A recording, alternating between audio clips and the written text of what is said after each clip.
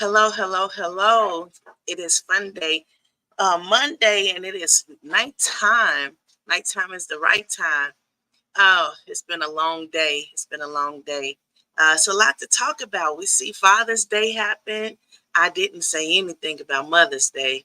I've been so busy. I missed some shows, but if you have fathered on anybody or you have mothered on anybody, happy belated Mother's Day and happy belated Father's Day. Um, a lot of times people don't get the recognition that they deserve for being, a parent. It's not about who you birth, it's about who you raise. Okay, let's just put it that way. A lot of people getting it twisted. A lot of people getting it twisted. They don't understand the way they should understand. Hello, Sean Anthony. Thank you for joining us. Make sure you stay tuned and please ask some questions. This is an interactive show, people. So, um, if you have questions or you have something to say about something I previously said, chime in, say something. Um, Everybody is welcome to say whatever they have to say. Um, anyway, I wanted to get right into the topic today, but I wanted to do an icebreaker because it was such a hectic day. A lot of things have been going on and going wrong.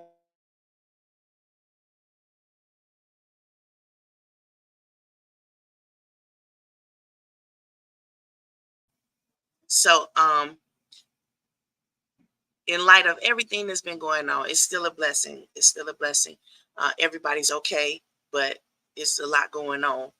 And I was like, I guess I'll go ahead and do a show today because it's been on me to say it. And I've been saying it. I can't say it any clearer. I don't know. But we're going to give it a shot today. Um, you are irreplaceable. You are irreplaceable. I have heard some people saying some things, and it really gets under my skin. Hey, Eric, even Eric, you are irreplaceable. Imagine that, right? Okay. Oh, and for your comment, Eric, for your comment, I got you, bro. I got you.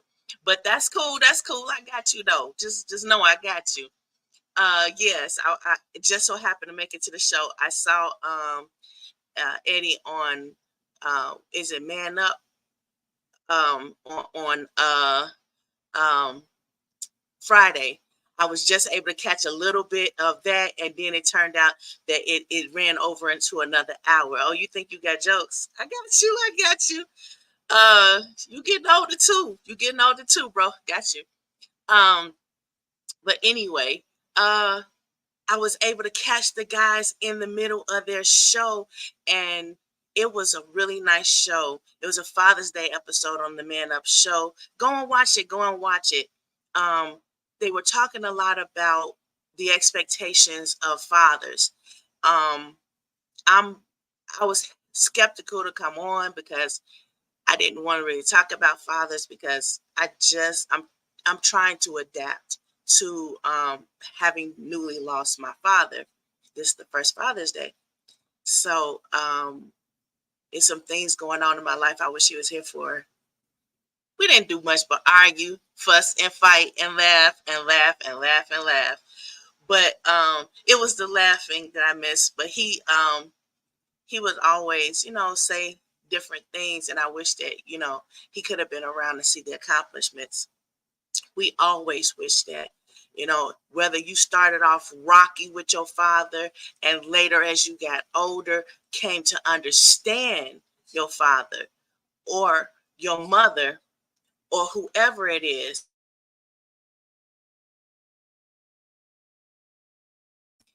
So a lot of times fathers are misunderstood. Mothers are misunderstood too. We think our parents, we as children, we think our parents, yeah.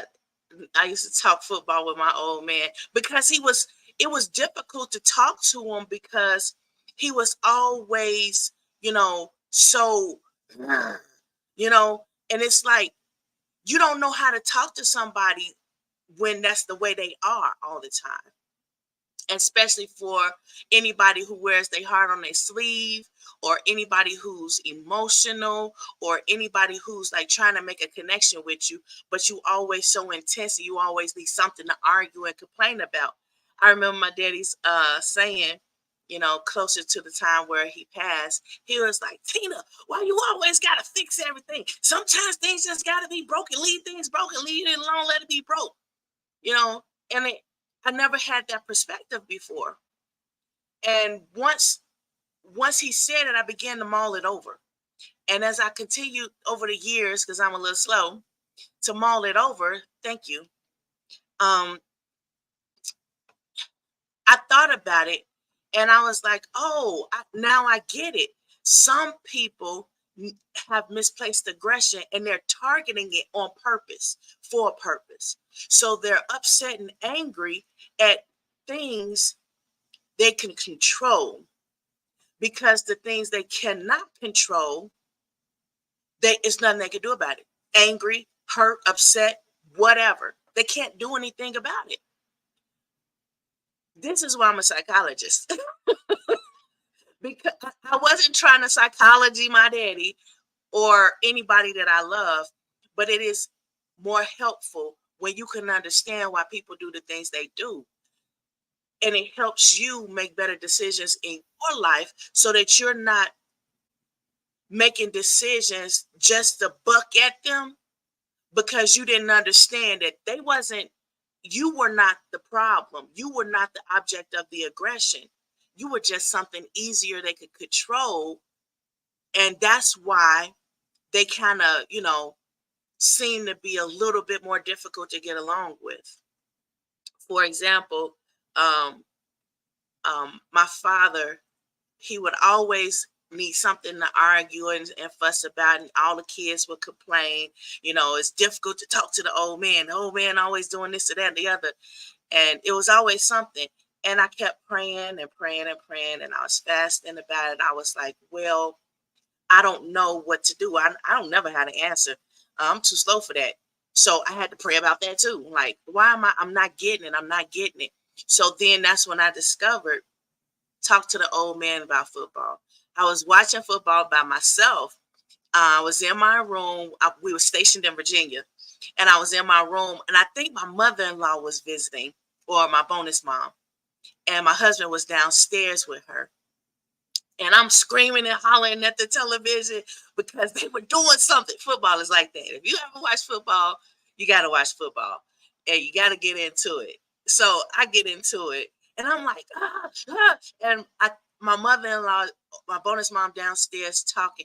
I don't feel like she's a bonus mom or a mother-in-law. She's just another mother, because we grew up together in church, and she was just one of the mothers that we depended on and relied on, especially on Sundays, because you got to eat and you've been at church all day if you're Kojic, and I'm Kojic. So we were at church all day, and they would all the mothers would go in the kitchen of the church and cook hot dogs. So another story, another time. We're talking about fathers. But I realized at that moment, this is what I could be talking to my dad about.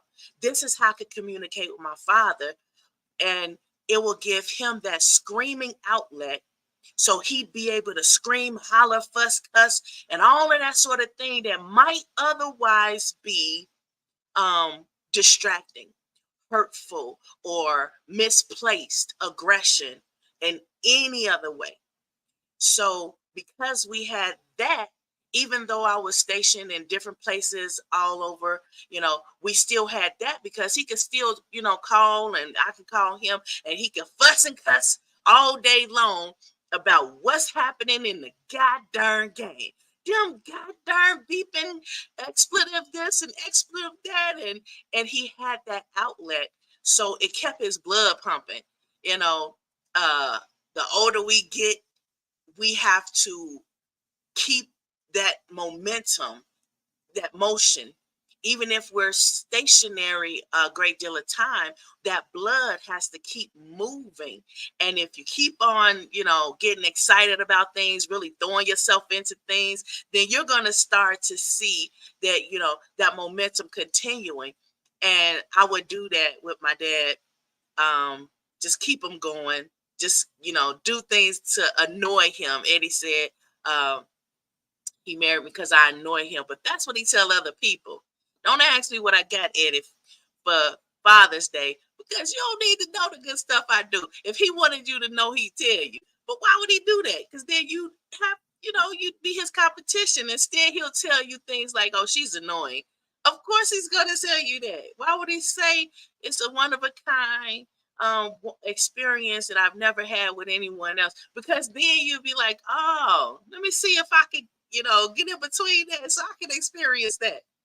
So they say things. He'll say things like that, but sometimes he will say that as a father, it would be difficult for him to be the type of father that he is to our children if I was not the type of mother that I am. And that's why when we talk about Father's Day and Mother's Day, we have to say that it is not a separation. You're irreplaceable, fathers. You're irreplaceable, mothers. No one can replace you, even if the kids really wish they could. Even when children um, get a divorce from their parents, they can't be replaced. Nobody can be replaced. So, for example, my husband was always deployed.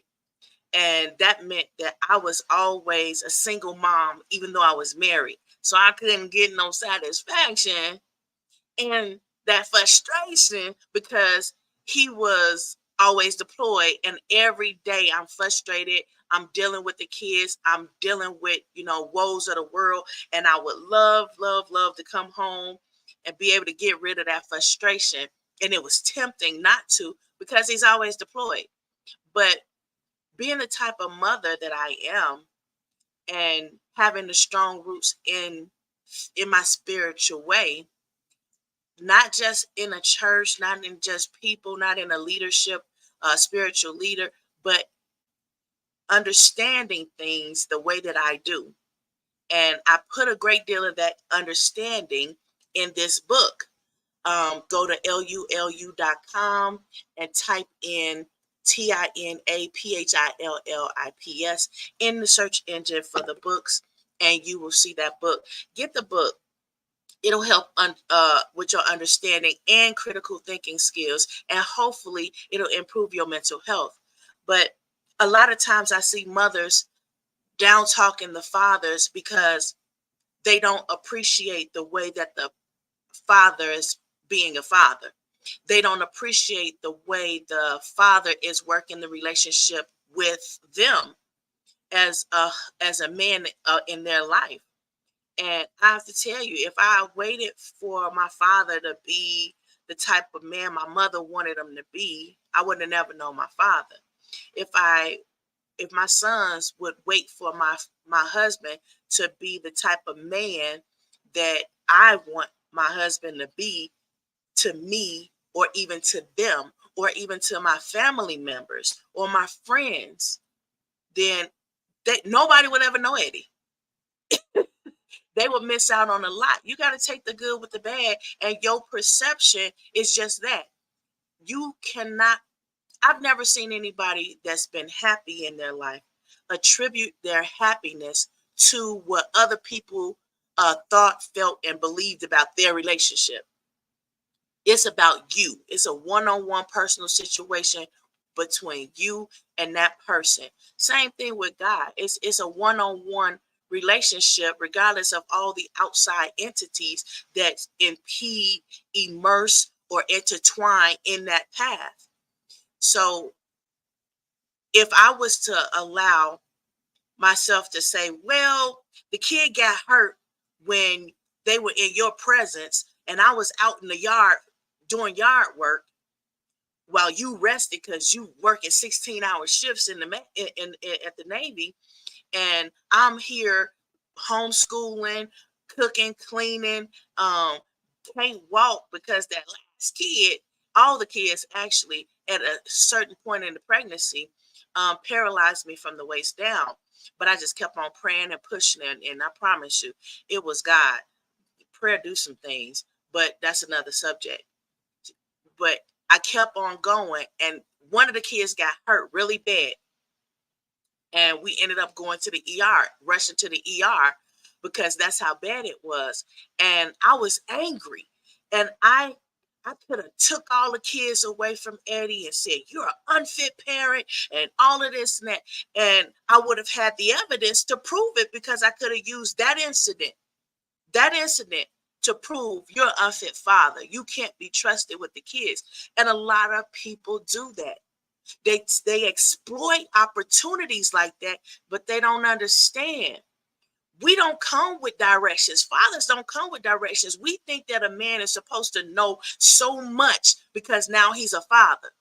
That's not the way it is. That's what I thought about my own father. And I came to understand that wasn't the way it was. He's an adult, but at the same time, in so many ways, my father, while being adult, was still a child. My husband, even though he's a full-grown man, and he probably debate this part of me saying this, but he's still a child. He's still learning. And expectation has to meet reality. So when such times where we need to give grace and mercy in understanding the mistakes, we need to understand that person is irreplaceable. We can always put someone else there, okay? But they cannot replace that person. They can be a contribution, a significant contribution, but it's an addition. It's not a replacement.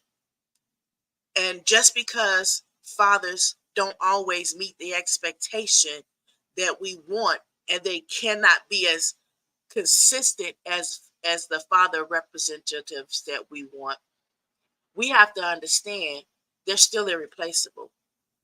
If not to us as an individual adult who is not understanding that our our baby daddies, our husbands, or whomever the father is, we have to understand it's significant to the child, whether that child is an adult, old, young, whatever. That father is still irreplaceable, even though we would greatly like to replace them. You can't replace them. You can add to them. You can add in that position and have a plethora of men who are upstanding characters to positively contribute in a fatherly perspective in that person's life, but you cannot replace them. And that's significant to understand because all the time you hear people say, "Oh, you're going to replace." I saw a preacher, I'm not going to say his name because it's really controversial and he's often misguided. But he's in a leadership role, so everybody's always making viral vines out of him. And he said that God will replace you. Uh, God, uh, for some reason, he believes that God had the devil, or apparently his original role was to worship and praise. And when they fell out, and the devil got banished, then somehow God used us humans to replace him in that role. That is so inaccurate that it's ridiculous. God is a God to the point where he could do whatever he wants. Even his word is afraid to return to him void. So what would make you think that he can't replace us if that's what he really wanted? He never said that because it's a part of him that he manifests into us, very small part, so that we can have life, mobility, function, in his image and his breath to breathe life into us. And in these two parts, we are each individual. He can't replicate himself, give part of himself. You see that? So that part of you is not going to regenerate. It's not going to change. Even reptiles, when you cut off a tail or whatever and they regenerate one, it's called regeneration. It is not called replacement. They don't replace it. They generate another one. And that's a whole new one that's unlike the other one. It looks like it functions like it, but it's new. It's all brand new. And that means that we can understand from those examples that the fact that God did not, that the devil still exists as opposed to being replaced. If he would have replaced them, you would imagine that'd be the first one he would replace. But that's not so. Even when we do bad things or hurtful things to God, like, man, God, who hurt you? Who hurt you? Yeah, you want to get rid of that person. But it's like, he's like, no, still a part of me. I still love it. It's going to exist, but it's going to be made an example. That's the lesson we should be learning. That's the part we should be understanding. That's the assignment. If you're not going to do the right thing, you will be made an example of. You won't be replaced, because we cannot get the rewards that Satan's praises did before he became Satan. We can't get those rewards, or or receive the damnation for what he did, because he failed to do what he was going to do. Now in the Bible it says, and I put it on Facebook. It's in the book of Luke somewhere, and it says that, God is not the author of confusion. That's number one that we really have to understand. But he said that if you would remain silent in your praise, as though you know he's significant to you, right? So in that respect, you know that God is significant to you in your life and what he's done for you, and you would be silent and not tell anybody how he's been for you in your life, then yeah, he said your praises, he'll have a rock to praise him in that manner, in that stead. It's Luke chapter 19. Just read that whole chapter, but it's towards the end of it.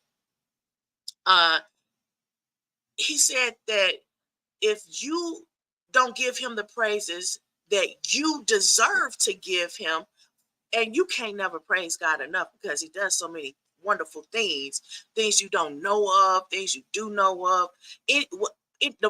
What I'm saying is, he said he'll have a rock to praise him in your place.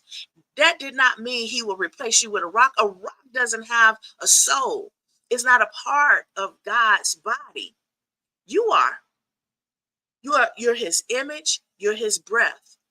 And he gave you free will. And you can make whatever decisions you want. Those three things right there are so significant that it's hard for you to push off the narrative that says, oh, you could be replaced, without the critical thinking skills of your formal logic, which I talk about in this book, so you can understand. And this is a very small book. It's a very small book, but it's significant. It's over $50,000 worth of information in there, and it's some invaluable information in there as well. And it leads to more free information. I tell you exactly how. But we're not understanding that the battle that we're having mentally is derived from that combating contrived orthodoxy of man, conflicting with our formal logic, which is innate in us all. And now we're having this battle where we're like, that doesn't make sense. And we're saying it so often now that it's memes, it's viral memes. And people are like, well, what do I do about things that don't make sense? Understand. And a lot of times people don't read because they don't know what books to read.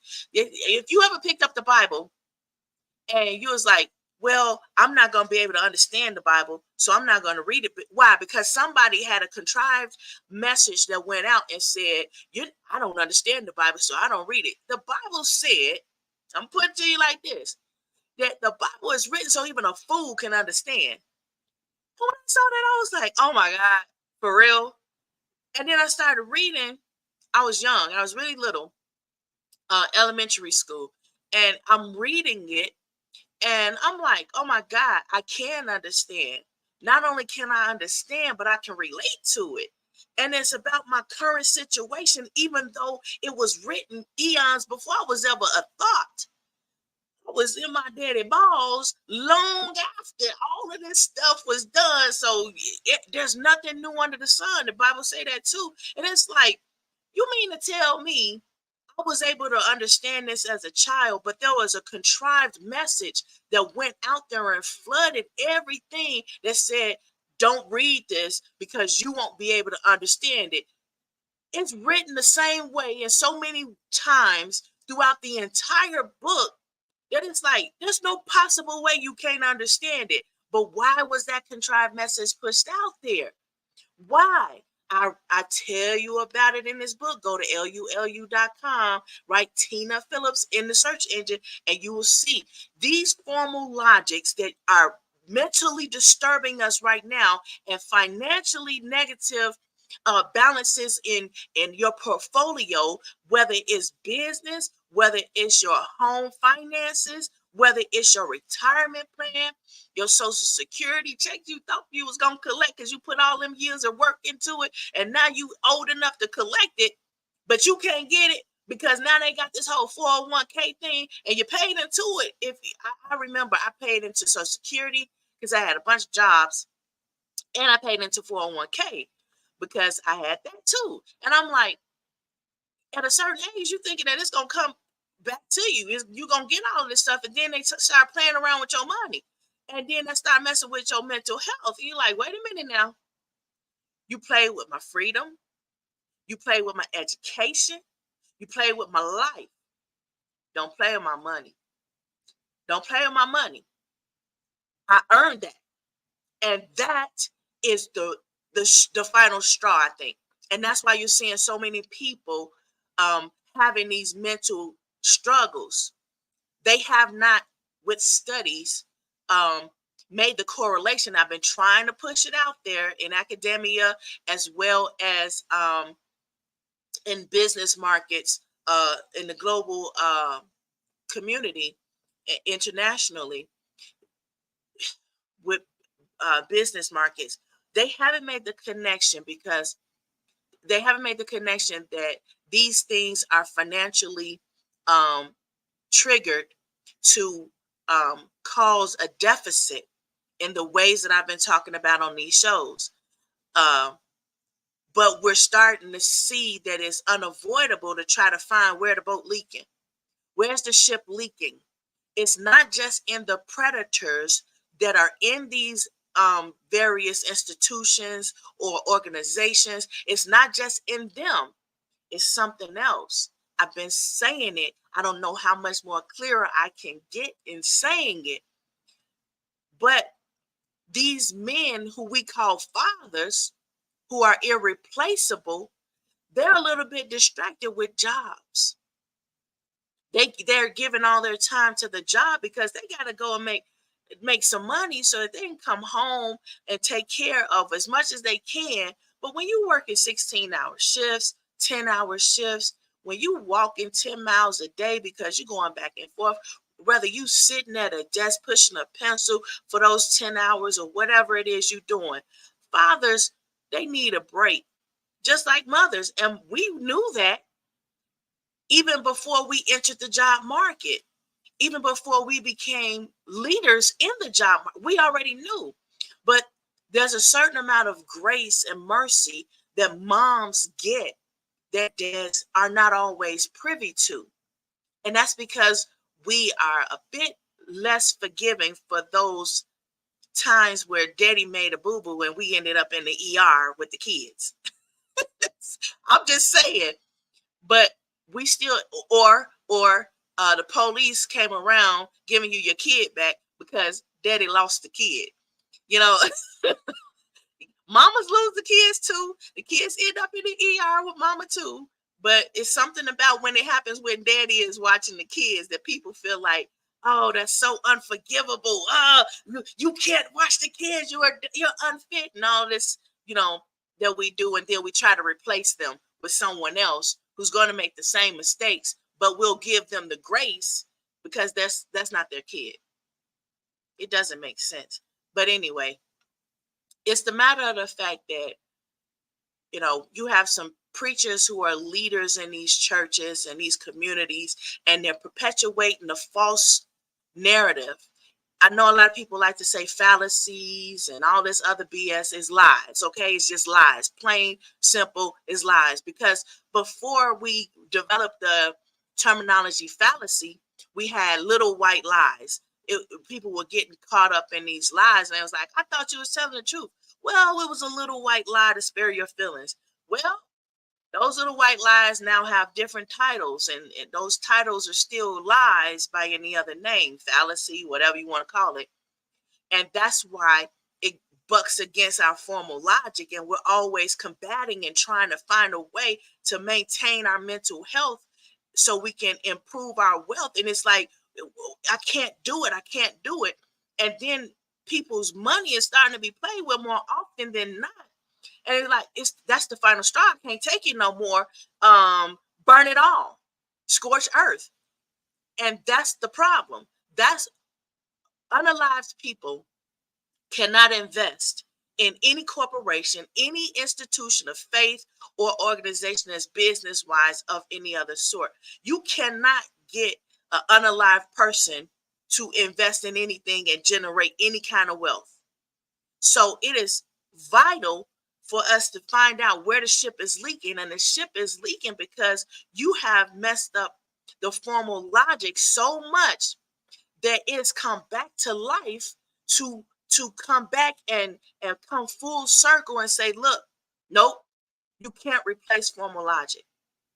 You can't replace formal logic, just like you cannot replace people. That's why. Okay, so one of the reasons why you can't replace people is organizations and institutions are starting to see that when they have a successor, even if the person, the predecessor, appoints a successor, they still can't be replaced, even though they come really close and they've been trained to replace this person. They can't replace them because you could read the same information that I read. You're going to have a different perspective of that. I say it in my book. Go get the book, please. And I break it down real simple and real quick and to the point. It's not a very big book, and it's not difficult to understand. And the pictures, because I'm a psychologist, is going to aid in understanding. So even if you have a learning disability or inability to grasp information really fast, somebody who has that same problem of, I didn't get it the first time, wrote this book. So I'm just saying, that's why people are able to understand the things that I say and communicate and convey, because I understand, because a lot of times I didn't get it the first time. Like, wait a minute, give me a second. Let me mold it over. And I'll sit there and mold it over for a moment. And I'll be like, wait a minute, you mean to tell me? And there you go. Whereas some people right away, they know that you meant harm, and they'll immediately respond to it. But even after I get it, I'm not going to immediately respond to it. I'm going to be understanding that something wrong with you. I'm just saying, something's wrong with you. I'm going to give you a little grace. I'm going to remove myself. Whereas a lot of people who catch it far quicker, they're not going to give you that grace like that oftentimes. They're going to do something about it and then later ask you for forgiveness if they feel like they, okay, I went a little overboard. But if they feel like it was matched energy for energy, or it was the yin yang, for every force there's an equal greater counter force, then if they justify it in any kind of way, they're not going to apologize. But I'm the type of person, the reason why it takes me a moment to grasp things, because I'm trying to contemplate, how am I going to respond to this? What am I going to do about this? I don't want to be hasty in my reaction. So I'm oftentimes considering multiple ways, multiple methods of addressing this situation. It's not that I didn't get it. It's that I don't present problems without also having a solution or potential solution. So I'm like, wait a minute. Give me a second to mull this over for a moment. Because if I respond the way I want to respond in the heat of the moment, I might have to apologize, but I won't be sorry. I'm just saying, it's a difference. It's a significant difference. But we oftentimes try to replace fathers. Because we don't understand the significant difference. We oftentimes try to replace mothers because she's not doing right or whatever. You cannot replace parents. If God wanted it that way, it would be possible, but he didn't. He did, however, make it so that you can have an addition that can be greater or less than, but at least it's a placeholder. A lot of times, people who are invaluable, it's nothing you could do, especially once they're gone, the natural causes, or they moved on because they have other ambitions, goals, and they're just gone for whatever reason. They're irreplaceable. It's a significant reason why, and I explained that in at great length in different videos, and I explain it in this book that I'm trying to tell you about. So don't don't feel compelled to not live through your existence in this form, because this experience is a great addition to your existence.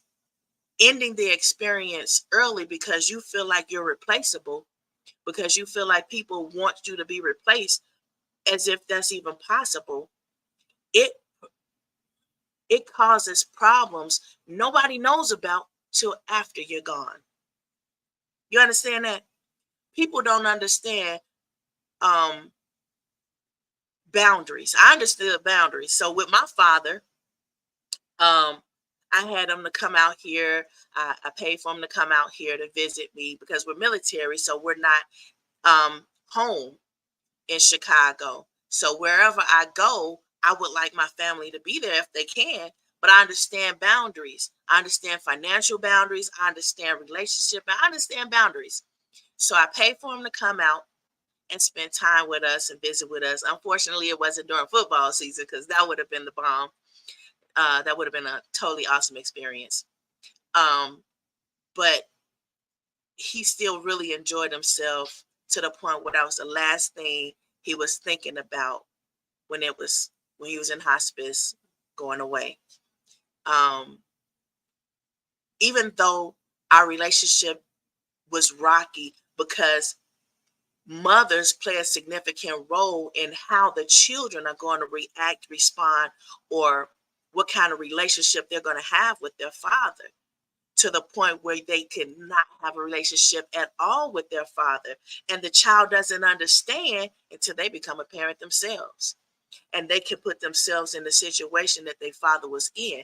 And that's where you get like generational curses, because you didn't understand what was going on with your father, with your mother, and now you're a parent, whether it's a mother or a father, and you're having those same experiences, but you don't see the path out of that to a positive or more desirable outcome, because you did not understand the examples you had, the examples you were given, because you thought, oh well, if my mom and dad get a divorce, I need to hate my mom or dad as much as whomever the parent is I'm staying with at the time. So your loyalties waver when your heart, it really doesn't. You love both of them. And parents need to understand, you need to stop doing that. It's not just because the significance that we see in Father's Day versus Mother's Day. It's the significance that we see in the children's lives and the way they become adults, parents, the way they work in any organization or spiritual institution, or whatever they're doing in their life. It's significance, because there's a gap that's being created there from the lack, because it's irreplaceable. That's what you need to understand. Things are irreplaceable. It creates a gap. And a lot of times those gaps cannot be filled. And it's always going to leave a little chip. You ever break a cup and try to put it together with some glue, but some of the pieces that shattered turn to dust. So it's always going to be a little bit missing. That's the gap I'm talking about. You see how I always appeal to formal logic, using information that's relatable and understandable? I did that in my book as well. I do that in my writings, all of my academic writings. That's why it's globally trending, This is why I love working with people who are on the spectrum, people who are diagnosed as being um, academically slow. It's a difference between people who say, well, I'm a little slow, and those who are actually diagnosed as being a little slower than most. But this is why I'm so efficient and effective in my performance, because I understand things in a way that a lot of people don't understand, and they don't see it. They didn't think of it that way, but now that they thought of it that way, now you can perform better. Now you can excel faster. Now you have the motivation, the muse. You're like, oh wow, I got it now. I can run a little bit more. I can go a little bit further. But when you always have somebody telling you these lies, and these contrived lies are contrived that way, so you'll have a dependency on things so that you will give up your free will according to what they want you to do. And then they don't understand how somehow the energy that they putting out there and it's all falling on you in the contrary way, it falls back on them. Karma, or or you reaping what you sow, or you reaping the harvest, or it's other spiritual ways that's been phrased to help people understand that what you do gonna come back on you. Maybe not from that person. And a lot of times when people doing wrong and they knowingly doing these wrong things to a person, they feel like, oh, that's the person that's gonna come at me at the end of the day. So I'm gonna keep watching them so I see them coming. You can't see it coming. You never see it coming. I wrote it in my book, examples of why you don't see it coming. Because you looking for man, because the contrived spirit says, and man orthodoxy says that man is going to control these things, when that's not so. God is always in control. And he's always waiting for the opportunity to show you and show out and say, see, you thought that you was going to, I told you that this is biblical. It's like, well, God said he would send a prophet to tell the Pharaoh that a great leader is coming, will be born, and that leader will lead the people that he wanted to keep bound. And he said, well, I'll just kill all the kids. I'll kill the firstborns. So he went and did that, but God was like, see, you thought you was doing something, but I already moved that person. So there's no possible way you could see something coming, forecast it, and prevent it. You don't have the foresight. You can't lean to your own understanding and still understand what God is doing. So what will make you think that you can prevent what's inevitable that he's telling you is coming? It was told to you that way so that you can stop doing the wrong things you're doing. And you could join the celebration, because it's written in the Bible, God wishes that no soul should be lost. So he's warning you, he's telling you in advance so you can jump on board. So you can jump on board in these episodes that I've said, where I've told people you wait for your opportunity to get on top of the hill so you can throw crap down the hill, and you don't understand because you're not watching the signs that you're going to be at the end of that hill, and all the crap you thought you was throwing on someone else is going to land on you. Why? Because it's biblical. It's nothing new under the sun. It said that in the book of Ecclesiastes. I say it in this book. It's a very small book because it's very simple to understand. It's very tiny. And it leads to all the other academic writings that I've written, so you'll know where to go find it, how to go find it, and read it. A lot of people don't read because they think they ain't going to understand it. Oh, it's going to take up a lot of time. It's such a small book. You can do it within the weekend and still have time to kick it, chill, play video games, or whatever you're going to do. But you'll have a better understanding. And if you've ever come across my path in reality and we've been face to face, it's something that people keep telling me. They say, it's something that you said that lasted with me all these years, and it's been helpful, and I appreciate it. People don't have to tell me that. They can just go ahead and keep living their life. But I appreciate that, because I didn't know. I'm just doing me, I'm just doing me.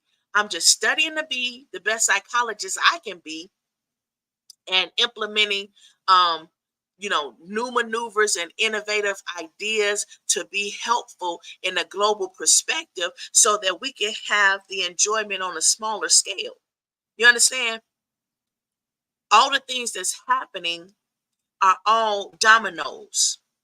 And if you look at the dominoes in a holistic perspective, you can understand how that one little domino is getting too much wind, and you block off that wind, because you know that if that one little domino in the whole set gets that wind and it's rocking, and it keep rocking like that, it's eventually going to tip over, and then you have a domino effect where everything, you looking at the whole picture, looking at all the dominoes, you seeing how all the dominoes starting to fall. Instead of having the contrived mentality of, okay, I'm gonna cut it off here and cut it off here so the rest of the dominoes won't fall, appeal to your formal logic, which says address it without cutting yourself short, because it's illogical to see that domino teetering and allow it to continue to teeter when you had the power and ability, the intellect, the control, the authority to prevent the problem. But instead, you like to see the dominoes, the little bit dominoes fall. The domino effect isn't as exciting when you got it all set up. But at the appointed time, when all the dominoes are intended to fall, it's going to be far more beautiful. But it's a significantly overwhelming feeling of accomplishment when you didn't have to cut yourself off, start that section over, and then enjoy the domino effect. It's a significant feeling because nothing went wrong. Everything went according to plan. And you didn't have to replace any of the pieces. And some of the pieces can't be replaced because the weight of it. That's why I use the dominoes. Dominoes have a particular weight. It's a uniqueness to it. That's why various series of dominoes have these serial numbers, because there's a certain weight to it. And if weight is significant in your project, in the path of your project, it can't be replaced. So even though you cut it off, you still need to make sure you are using those pieces, those same pieces from the same batch. People are aware you can't be replaced, but they'll still tell you that you can be replaced. Why? Why are they telling you that? Same reason they're telling you you won't be able to understand what you read. Same reason they're telling you, well, if you invest in me, you'll have a better outcome, when you know full well that you'd be better off investing in yourself. But again, I talk about it in this book. Go to lulu.com, type in the book search engine, TINAPHILLIPS, and you'll see this funny looking man with these gold coins. It's generational wealth, information asymmetry, and your success. Information asymmetry is what I'm saying all the time. All the time, I'm saying it in different ways, though. Just like the Bible says things in different ways, but it's the same thing. It's saying the same thing. It's saying you cannot be replaced. If you could be replaced, then what would be the purpose of anything? You can't be replaced. So there's a purpose for your breath. There's a purpose for your actions. And your actions are significant, not just to the people in your immediate environment, your immediate vicinity. It's important to the whole. I understand that that's not the norm for anybody to point that out to you. But on the grand scheme of things, you're significant in such a way that the world doesn't know what it lost until it loses it. But it can't be replaced. That's why Sandy Hook was such a drastic, sad situation. We lost things and that shooting at the school, at the border, at the Mexican border, at that elementary school.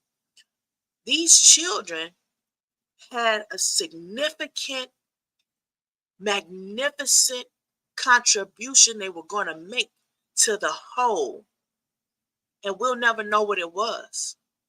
We'll never know what it was. We can speculate, we can guess, we can use all kind of probabilities to help us to understand, close to understanding, what we might have lost by viewing what their life was like and what direction it was headed in, from what we could see and what we could tell and what we know of ourselves as their parents, family members, friends, or loved ones. When we have these innocent lives that are snuffed out of here, we can only imagine the significance of what we've lost. And we try to feel better about it or justify it by making people believe you could be replaced. You cannot be replaced. You're irreplaceable. The contributions that you are innately blessed to be in this whole grand scheme of things are untold to anyone outside of you and the I am who created you. And who is the I am? God. And it's like, oh, well, what do we call God? We don't even call God the right name. Do you think that when somebody calls you out your name, you don't know who they talking to? They know who you talking to, or who they talking to, or who is being talked to. God knows. Jesus knows. You could call him Yahweh, Yahweh, whatever you want to say. They know who you talking to. Just like them dark spirits know who you talking to. So stop thinking and leaning to this contrived mentality that's killing us in the global grand scheme of things, because it's our finances are depleting, our innovative contributions to society, whether it's local, personal, international, in whatever aspect, we are cutting ourselves short. We are hurting ourselves in such a significant way. It's beyond words. And the academics, the way they do research, and I talk about it in my book, the way they conduct the research in order to find out the statistic, the numerical value, it won't be understood. And then even then, when they are able to draw up some sort of mathematical equation that could help you to illuminate the potential, they're going to tell you even still is more significant than that, give or take. This, I've written it down in some academics, in some academic works, stating as much. And I'm now podcasting, trying to help people to understand. And you can ask questions because this is an interactive show. And all this information I'm doing on this podcast is free for as long as I'm led to do this program. But I'm not saying I'm going to always do it. So there that is. Okay. But I'm human. I can only be in one place at one time. And I got a life that I have to live. I got problems in this world. I identify as African American woman. Now look at all the things that's going on with African American women. I'm not exempt from those things. However, there's this God factor that I keep trying to tell people about. That's innate in our formal logic.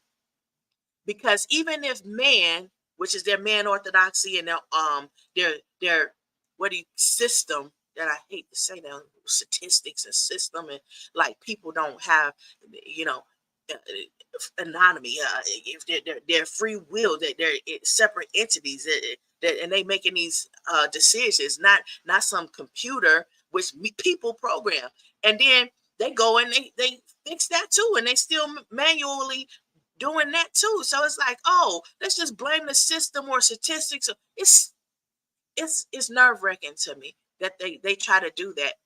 But the point of the matter is that if you were under the misconception that you could be replaced, there's certain things that people can do that they cannot do if you understood your true value. You cannot be replaced. You are irreplaceable.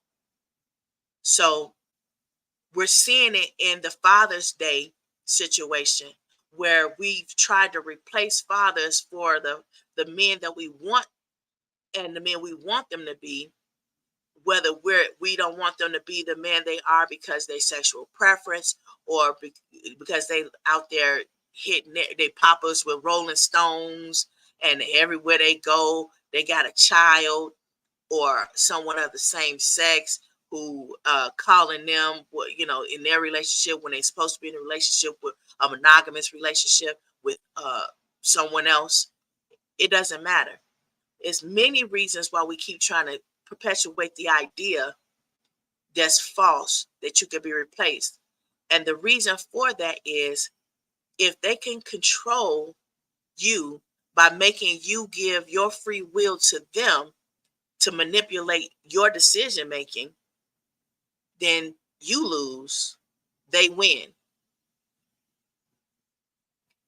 They win because now they get to manipulate you, and every decision that you make is a decision they told you to make, even at your own detriment. I wrote about it in academia. We see it in the military all the time. You're in a hierarchy, and the higher ups say, "Do this. Don't.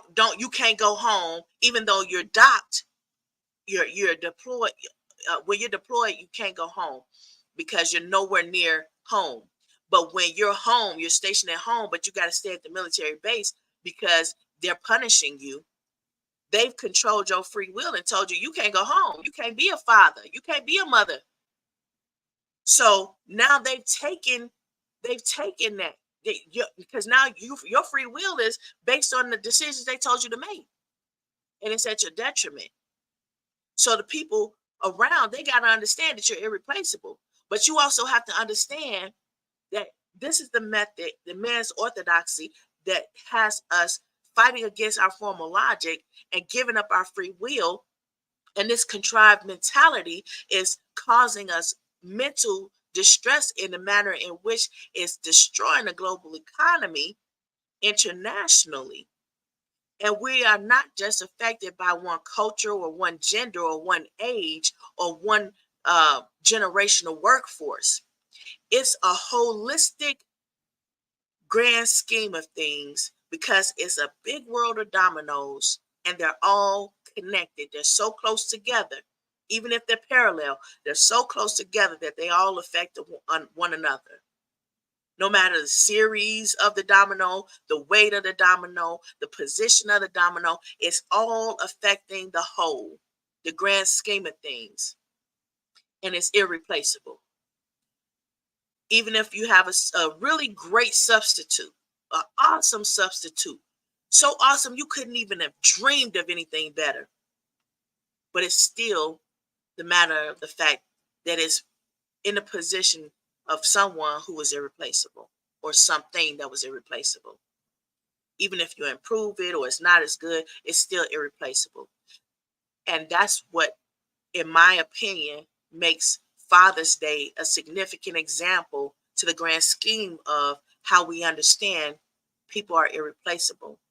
You can't replace the father, the mother, the parent, no matter if you like what they're doing or you don't like what they're doing. They're absent all the time. They're not absent all the time.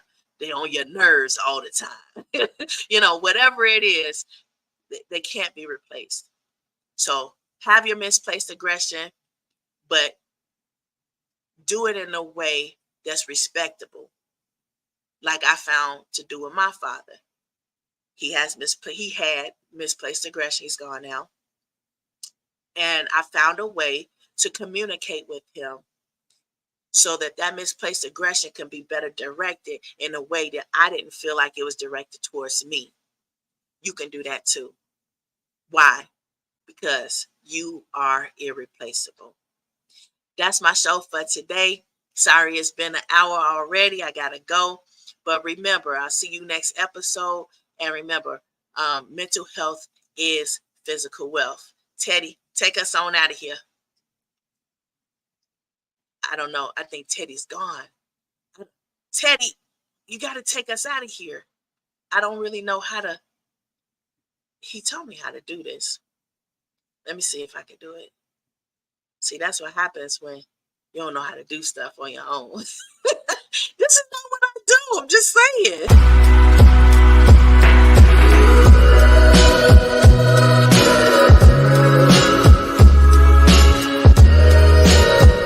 Mental health is physical wealth. There we go.